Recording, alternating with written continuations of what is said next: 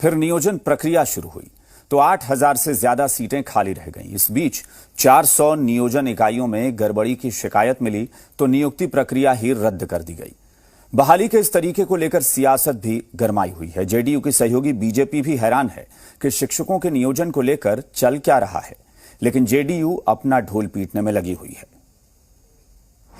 शिक्षक भर्ती के रास्ते में कितने रोड़े हैं? काउंसलिंग में 8,000 सीटें रह गई खाली। 400 नियोजन इकाइयों पर गिरी गाज। बिहार में शिक्षक बनना कोई खेल नहीं है। रास्ता इतना कठिन है कि आज परीक्षा दी तो बहाली कब मिलेगी इसकी समय सीमा तय नहीं रहती। बन गए तो बड़ी बात है। अब देख लीजिए, बिहार में पंचायत स्तर पर शिक्षक बहाली की प्रक्रिया चल रही है, लेकिन इस प्रक्रिया में भी 8,000 से ज्यादा सीटें खाली रह गई और 400 नियोजन इकाइयों की नियुक्ति को रद्द कर दिया गया।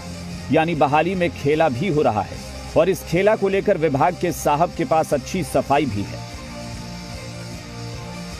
तो मान लीजिए कोई 50 जगह आवेदन किया है, कोई एक जगह उपस्थित हुआ तो 49 जगह तो अनुपस्थित है।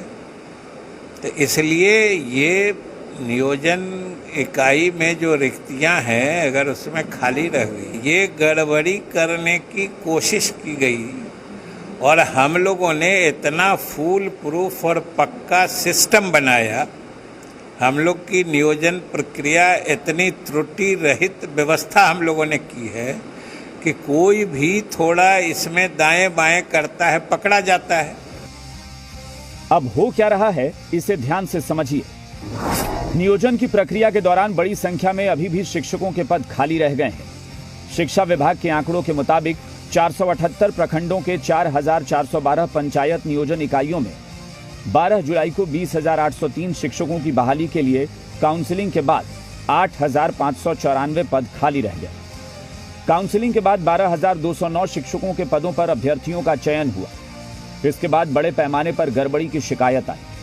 शिक्षा विभाग ने राज्य के अलग अलग जिलों की 400 नियोजन इकाइयों में शिक्षकों की नियुक्ति प्रक्रिया रद्द कर दी।